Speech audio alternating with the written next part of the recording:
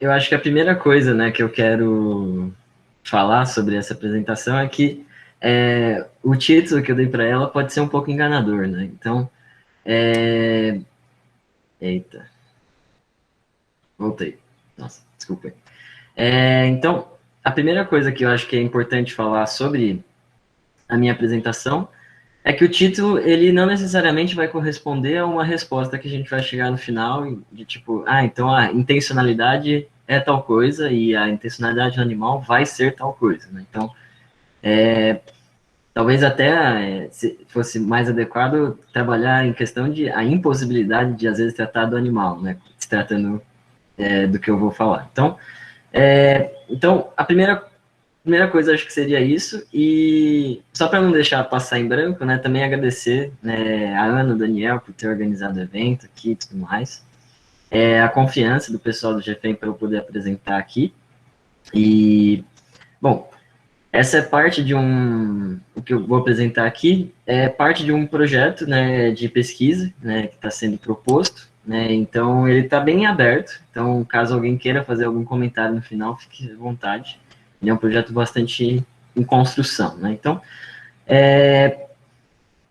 eu quero apresentar aqui basicamente uma maneira, né, de ver a matemática, que é a animalidade, que tem surgido cada vez mais interesse, né, contemporaneamente, né, tanto na fenomenologia, né, quanto em outras áreas da filosofia, né, e eu quero apresentar um pequeno aspecto disso, não tenho a menor pretensão de esgotar esse tema, né, mas apresentar uma perspectiva sobre isso do Heidegger, né. Então, ele trabalha essa questão num curso intitulado Os Conceitos Fundamentais da Metafísica, que ele é um curso ministrado entre 1929 e 1930, e onde ele vai fazer uma análise comparativa entre o Dasein e o animal, né? Então, mas eu quero fazer dois breves discursos antes de entrar propriamente neste curso, porque eu acho que eles fazem esse curso ganhar sentido do porquê o Heidegger está trabalhando esta questão em específico, né?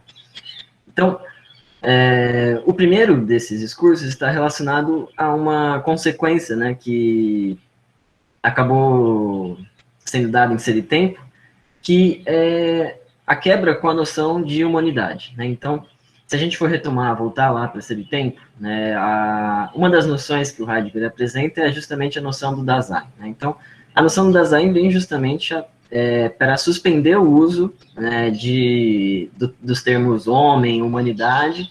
Por quê? Né? Porque jogar já com o ente, né, que nós somos, né, como nós lidamos, como nós nos comportamos enquanto humanos, já seria caracterizá-lo, né, pressupor uma certa ontologia sobre ele, né. Então, o Heidegger está propondo o termo Dasein justamente para que evitar esse tipo de uso em um primeiro momento, né. Então, da mesma maneira em que, por exemplo, ao pressupor a noção de número, né, eu já compreendo ele dentro de uma noção da matemática, por exemplo, né, usar o termo humano já pressuporia ele dentro de alguns caracteres ontológicos que são importantes, né, e que não podem ser passados acriticamente. Então, considerando, né, essa possibilidade, essa apresentação dessa noção do Dasein, o Heidegger vai trabalhar durante todo esse tempo sobre a noção de mundo, né? Então, como é que então eu consigo tratar esse ente que eu sou, né? Então eu preciso passar para como ele se dá no mundo e qual a condição de possibilidade, né?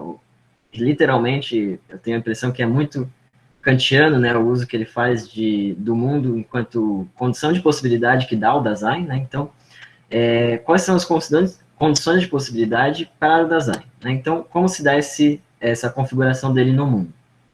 E uma das, né, consequências disso é que fica um silêncio, né, acerca do que o Heidegger está compreendendo, em que lugar exatamente está esse Dasein, e em que lugar especificamente, né, está, por exemplo, outros termos correlatos que até então eram correlatos, que seria o animal.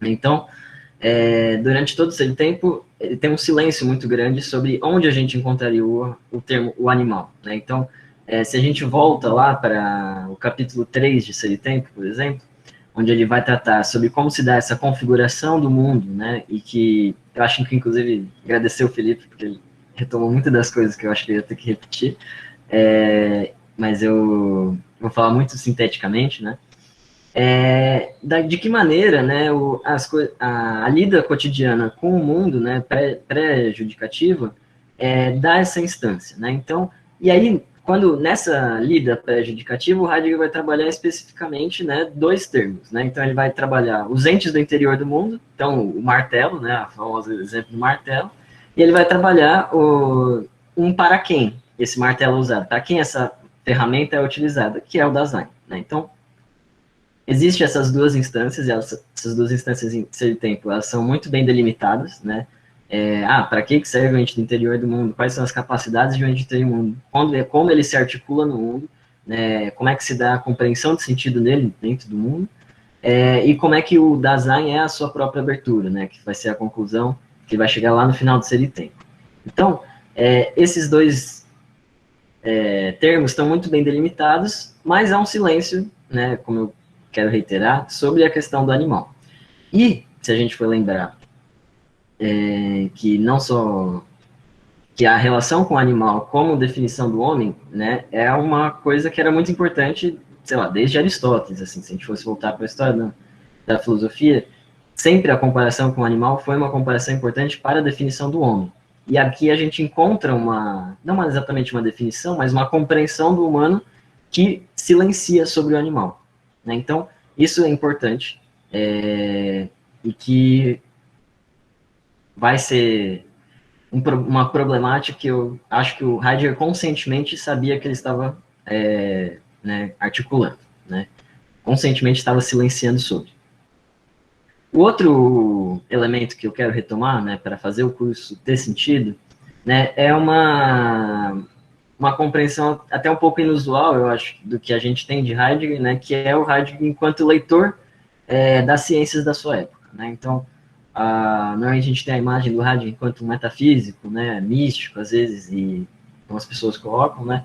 E eu acho que é importante apresentar também que ele era um ávido leitor das ciências da sua época, né? E como a gente, por exemplo, vê em diversos cursos, né? Eu retomo um especificamente, né? Então, que é um curso que a gente chegou a ler no grupo, né? Que é o História do Conceito de Tempo, Prolegômena do História do Conceito de Tempo, né? Em que nas primeiras, na introdução, né? O Heidegger não chega a trabalhar, né? Não expõe exatamente toda a compreensão dele que ele tem sobre a ciência e tudo mais, mas ele chega a falar em particularidades das ciências em torno de reflexões sobre os conceitos fundamentais que elas tinham. Né? Então, e aí ele vai citar diversas das ciências, e particularmente, eu acho que é a que mais me interessa, né, nesse momento, da biologia, ele vai falar o seguinte, né? Então, cito ele. Na biologia, igualmente, o esforço está sendo feito para refletir sobre os elementos básicos da vida. Ela busca se libertar dos pressupostos que tomam o vivente enquanto coisa corporal e o definem mecanicamente. Então, fecha a citação. O Heidegger está lendo, né, esse contexto científico, particularmente da biologia, de uma maneira bastante atenta, né, neste período. E um dos elementos que eu acho que são importantes de serem colocados neste contexto é o nascimento, por exemplo, da etologia e da ecologia. Né? Então, se a gente for ir atrás da história das ciências, né, muitos dos biólogos alemães da época, né, tinham uma tradição de crítica à corrente evolucionista do Darwin, por exemplo, né, de compreender o animal enquanto um sentido evolucionista somente. E um deles particularmente, que o Heidegger trabalha muito, né, nesse curso que eu vou apresentar daqui a pouco, que é o Excul, ele particularmente tinha essa crítica e entendia que o animal poderia ser melhor compreendido, talvez, se ele fosse compreendido junto às relações que ele estabelece com o meio. E aí, justamente, ele vai começar a cunhar o uso do termo Umwelt, né, que a gente entende como o mundo circundante, mas que vai ser tratado nas ciências positivas como meio ambiente, né, mundo ambiente, na corrente científica. Né? Então, o Heidegger lê muito ele, né, esse biólogo, né, e inclusive ele tem diversas analogias que são muito parecidas com o que ele vai fazer no curso, né, e cita ele a rodo, assim, né? Então, particularmente, né, eu só quero ressaltar uma delas, né, que é uma das metáforas que esse biólogo usava para explicar a relação dos animais, né, com o seu meio, que seria como se fosse pensar uma bolha de sabão, né? Então, o animal poderia ser compreendido como se estivesse envolto em uma bolha de sabão, na qual as coisas, a relação que ele dá com as coisas no meio ambiente vai até a extensão onde essa bolha de sabão se dá, né? Então, e ela não se fecha nem se encurta em nenhum momento. E em um momento do curso, o Heidegger vai dar uma alusão muito semelhante, né, como eu vou mostrar, a essa bolha de sabão, né? Então, são alguns, né, correlatos que eu acho que são importantes para entender que o Heidegger não está partindo do nada, né? Quando ele parte para a investigação da animalidade, ele já está partindo de um contexto, e ele já está partindo de um contexto que ele conhecia consideravelmente bem, né? Então, eu acho que é importante citar isso justamente por esse caráter mais inusual do Heidegger, né? Então, entrando no curso especificamente, né, que é o que eu estou pesquisando nesse momento, assim, né, especificamente, né, o Heidegger se propõe a fazer, na primeira parte do curso, ele vai fazer toda uma análise sobre o tédio, né, então sobre a tonalidade afetiva do tédio. Ele gasta umas 180 páginas falando sobre o TED, 3 formas sobre o TED, muito interessantes, para falar a verdade, mas que depois, na segunda parte, ele vai falar sobre uma análise comparativa entre os 3 entes que até então, 2 entes que ele já tinha trabalhado, e um outro ente que então vem à tona, justamente, né? Então, que são os entes do interior do mundo, o Dasein, que ele já tinha trabalhado nesse tempo, e no meio deles, né, o animal, né? Então, a tese orientadora que ele vai usar nessa parte do curso é justamente a pedra, né, o material é sem mundo, né? Então, ao invés do martelo, agora a gente vai ter a pedra. O animal é pobre de mundo e o homem é formador de mundo, né? Então, todas essas relações de como esses entes se relacionam com uma noção de mundidade, né? Então, que vai ser bastante importante. E, como eu acho que para corroborar, né, essa tentativa de leitura que eu estou tentando fazer, o que sobressai nesse curso é justamente a análise comparativa entre o animal, né, o vivente, né, e o Dasein, enquanto homem, né? Então, ele faz uso indistinto, como é um curso, né, eu imagino que foi editado só, se eu não me engano, ele chegou a ser editado enquanto ainda o Heidegger estava em vida, mas ele usa a noção de homem, né, de maneira livre, né, de maneira que em seu tempo ele usava Dasein, né, e rejeitava o homem, e aqui ele usa homem, mas bem semelhante a Dasein, assim. Então não tem nenhuma preocupação em entender aqui, né, neste curso especificamente, o homem enquanto Dasein, né? Então é uma coisa que talvez apareça em algumas das citações, mas que não é para ser levado, acho que, com muita problematicidade, assim, né? Então, a primeira coisa que o Heidegger vai começar a falar, então, quando ele vai analisar o ente animal, né, é justamente, bom, o ente animal parece, né, ter uma certa ligação com as coisas, né, mesmo que ele não tenha uma ligação com as coisas tal como o homem tem. Então, ele vai dar o exemplo. Então, o lagarto, por exemplo, procura a rocha que é aquecida pelo sol, mas não conhece nem o outro, ou seja, nem a rocha ou o sol, assim como as demais coisas com as quais se relaciona, como rocha ou como sol, ou como calor, né? Ele procura uma certa coisa que não necessariamente é a palavra sol, a palavra rocha, tal como a gente já é imbuída de significado disso, né? Então, e aqui justamente entra aquela noção que eu pontuei anteriormente, né, de como ele dá uma noção de que o animal pode ser visto como encerrado em seu mundo ambiente, né, novamente, um Welt, né, como um tubo que não se amplia nem se estreita, né? Então, da mesma maneira que, muito parecido com aquela bolha de sabão que o Excu tentava identificar nos animais, né? Então, é muito notável, assim, né, que existe esse correlato tão forte. Então, no animal, portanto, teria uma certa forma de ligação com as coisas, que é uma necessidade de se intencionar em relação a um lugar quente, no caso, né, do lagarto. Só que, e aí é um dos aspectos que eu acho e nessa tentativa, né, de se relacionar com o mundo ao seu redor, ele traria uma certa forma de familiaridade, né? Então, já um dos termos que ele começa a trabalhar aqui que vai ser bastante importante. E aí, né, beleza, dei essa indicação de que existe essa forma de ligação com o mundo, né, uma certa forma familiar de lidar com o mundo do animal, que não é a mesma do homem, mas, né, se eu partisse daí para começar a analisar, então, o animal tal como eu analiso o humano, tal como eu analiso o Dasein, eu já estaria pressupondo que a instância do animal é como se fosse uma instância inferior à instância do Dasein, né? Então, um dos aspectos que ele vai levar muito em consideração é que tem que ser compreendido como um outro tipo, né? É uma outra forma da gente compreender isso, e que não pode ser simplesmente uma outra instância, né? Então, tem uma instância superior do homem e tem uma instância inferior do animal, né? Então, isso é algo que ele já começa a rejeitar aqui, né? Então, isso significa, né, que a análise do animal, então, como é que a gente começa a análise do animal? Se a gente não tem acesso a ele, como ele tem acesso às coisas do mundo, e se ele é uma coisa totalmente, uma coisa que tem que ser analisada de uma maneira distinta?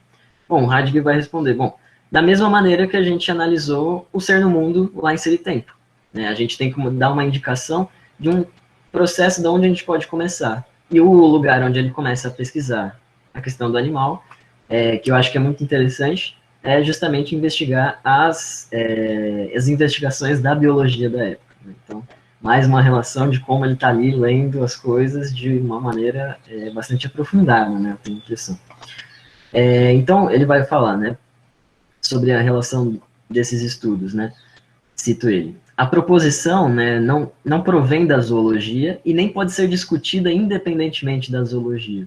A proposição não vem à tona sem uma determinada orientação pela zoologia e pela biologia em geral, mas não tem nelas a sua via de comprovação, né? Então, vai ser justamente esse trabalho de utilizar das pesquisas científicas e dos experimentos e reelaborar elas, reinterpretar elas, né, à luz dos seus próprios conceitos, que o Heidegger vai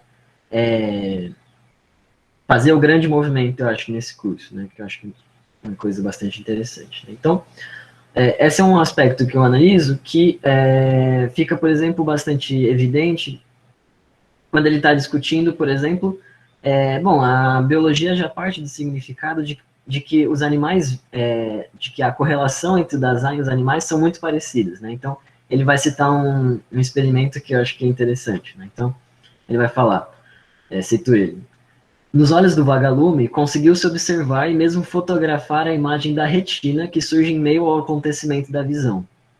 A fotografia reproduz de maneira relativamente distinta a visada de uma janela, de um caixilho e das cruzilhas, a letra R maiúscula colada no vidro, e em traços totalmente imprecisos, até mesmo do campanário, que é visível através da janela. A retina do vagalume, que olha para a igreja, oferece esta visão. O olho do inseto é capaz de formar esta tomada de vista. Mas podemos deduzir daí o que o vagalume vê, né? Então, a estrutura fisiológica do vagalume é capaz de explicar que ele vê da mesma maneira que nós a letra R num vidro, né, pendurada num vidro. Mas ele reconhece a letra R, né, ele vê a letra R da mesma maneira que nós vemos a letra R. Então, e aí ele vai começar justamente a indagar que, bom, se a gente perseguir essa questão pela via fisiológica, né, simplesmente, a gente não é incapaz de dar uma resposta para isso, né? Então, a fisiologia mostra que o vagalume vê a letra R, mas ele vê da mesma maneira que nós vemos a letra R, né? Então, é justamente este ponto que ele vai começar a indagar que, bom, existe uma certa aptidão, né, uma certa necessidade prévia, né, de que na espécie do vagalume existe uma certa aptidão para ele ver certas coisas e não ver outras, né? Ou ele prestar atenção a determinadas coisas e não prestar atenção a outras, né? Então, que vai começar a ser desenvolvida, né? Então, e aí ele vai chegar justamente à noção de que os estudos, né, sobre o animal, eles precisam partir de uma noção que não seja mecanicista, né, porque o mecanicismo dessa fisiologia não é capaz de indicar isso, e que tem que ser compreendido pela maneira pulsional na qual o animal se movimenta através das coisas do mundo, né? Então, a grande questão é por que o vagalume está apto, né? Ele está apto para quê, né? Com essa fisiologia que ele tem, para que ele se está apto, né? O que ele vê, né? E como é que se dá essa ligação, né? Que eles têm comum, porque se a gente esclarece essa parte fisiológica, a gente não esclarece de que maneira ele se intenciona no mundo ainda, né? Então,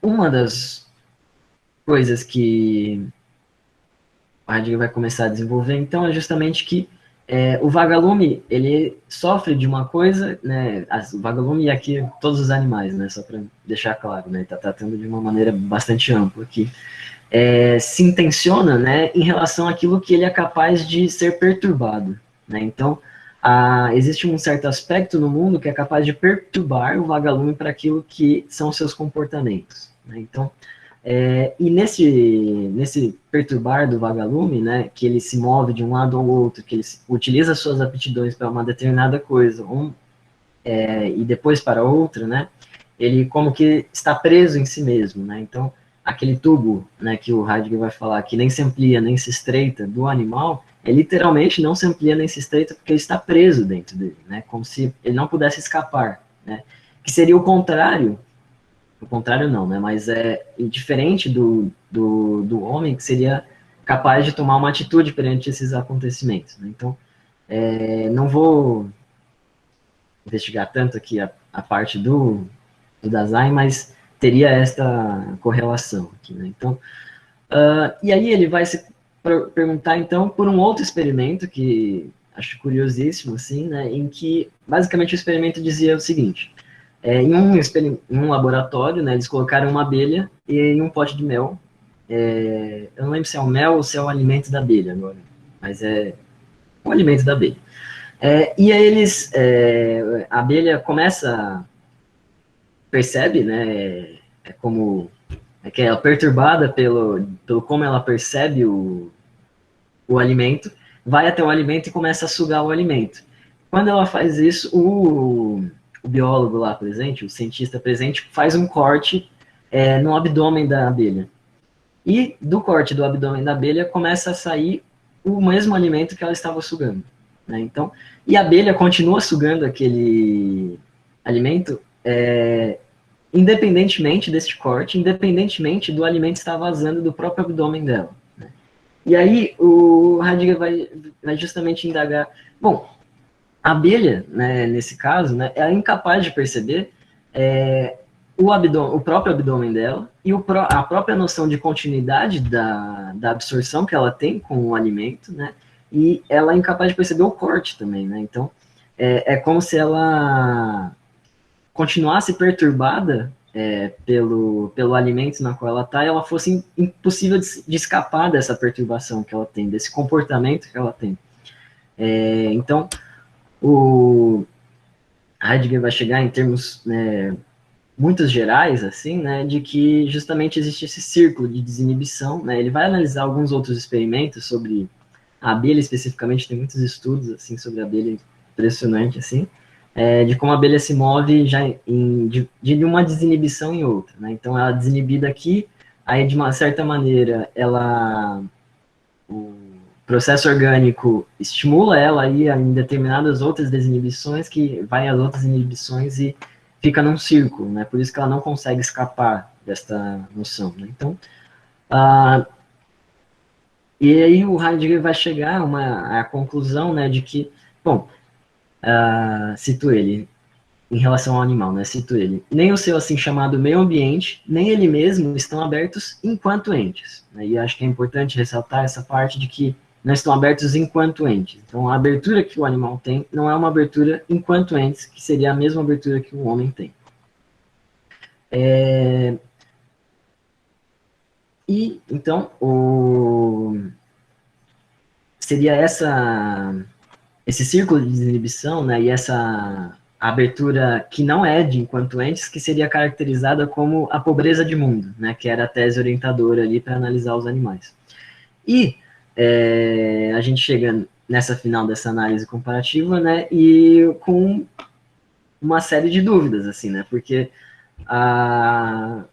o Heidegger não responde exatamente aquilo que a gente esperava que ele respondesse, né? Então, fazendo uma análise crítica, né, sobre esses resultados, né, essas conclusões que ele chega, né? Então, a gente pode apontar pelo menos algumas, né, problematicidades que acho que são as coisas mais interessantes, né, que eu estou trabalhando no momento, né, que o primeiro deles é que, reconhecido pelo próprio Heidegger, né, a análise não interpretou o movimento do animal, ou seja, o movimento em sentido aristotélico, né, então a sua geração, a sua corrupção, o seu perecimento, o seu crescimento, onde que isso se encaixa nesse círculo de desinibições, né, como que isso está inscrito nessa tentativa, né. O segundo motivo é que as conclusões do autor se direcionam para a distinção do vivente e do Dasein, apenas afirmam que o modo de ligação do animal não é o mesmo do Dasein, mas não como se dá a relação do animal, né? Então, não foi respondido assim, só falou, bom, não é a do Dasein, mas como é que é? Fica um pouco em aberto, né? E o terceiro motivo é que em alguns momentos, né, particularmente algumas trechos, excertos, assim, que a gente pode pegar para pegar no miúdo da letra, o Dasein parece ele mesmo se aproximar do mundo do animal, parece ele mesmo parecido com não exatamente igual, mas no mínimo análogo a como o animal está perturbado no mundo, né? Então, se a gente, por exemplo, for analisar uma certa figura da familiaridade que o Dasein tem enquanto ser no mundo, né, quando ele vai analisar lá em seu tempo, familiaridade é um termo que ele usa lá, é um termo que ele usa aqui para caracterizar um animal, né? Então, existiria uma certa forma de uma certa possibilidade, talvez, né, de que o Dasein tenha, em alguns momentos, a mesma forma de relação com o mundo, tal como o animal tem, né? Então, tenho a impressão que fica muito indiscernível como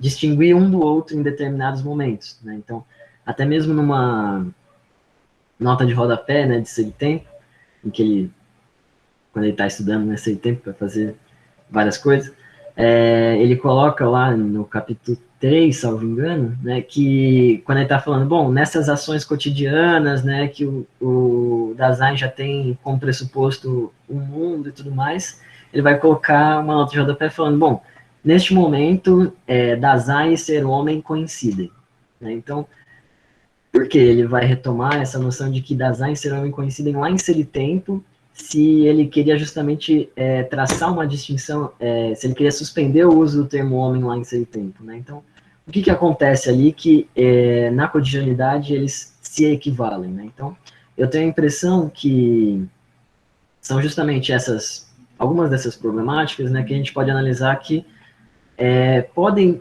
contribuir para uma interpretação de que talvez, né, a relação entre o Dasein do animal não seja tão clara, né, como possa parecer à primeira vista, né, como Heidegger tenta propor à primeira vista, né. Então, essa questão do movimento, né, e de como seria a intencionalidade do animal, por exemplo, não comprometem o projeto dele, né, seria algo que, por exemplo, poderia só falar, bom, o Heidegger não desenvolveu esses aspectos, né, mas ele poderia ter desenvolvido, né, e ainda poderiam ser encaixados. Mas este último aspecto de que o Dasein e o vivente possam se confundir em um determinado momento, aí são muito problemáticos, né? Então, e em diversos momentos, né, e aí acho que essa é uma interpretação que não é minha, né, mas é uma interpretação de um professor brasileiro, né, que é o Robson Ramos, né, não sei se alguém conhece, mas em que ele vai comentar que o Heidegger cita, né, tanto nesse texto quanto na carta sobre o humanismo, que é lá de 46, eu acho, ele vai comentar, bom, existe um abismo, né, que separa os homens dos animais, um abismo que separa o Dasein dos outros viventes, e que ele sugere que, bom, talvez esse abismo não seja uma questão de distância, né, entre um e outro, mas seja um abismo de indiscernibilidade, né, entre uma certa zona na qual é impossível você distinguir exatamente se ele está tendo uma intencionalidade com o mundo que é correlata animal, que é humana propriamente, como é que se dá essa noção? Então, me parece que esses são alguns dos temas que eu acho que o Heidegger está trabalhando nesse curso, que ele quer dar uma tentativa de solução, né, e ele não é uma tentativa de solução, né, mas ele quer propor um caminho de como essas questões podem ser lidas, né, e que dão mais problemas, né, do que exatamente resoluções, mas que justamente essas problemáticas, né, reatualizadas para como ele está compreendendo ali o Dasein, o mundo, né, oferecem novas perspectivas de como pensar, né, essa relação do animal. Né? Então, por isso que eu acho que talvez o título da apresentação fosse mais uma questão da impossibilidade de tentar compreender a intencionalidade animal, porque é uma advertência que o próprio Heidegger faz, né, em um determinado momento, quando ele está começando a análise, de que há uma necessidade de que talvez a gente precise pensar que há uma zona, um campo de interpretação acerca do animal que a gente nunca seja capaz de compreender, né?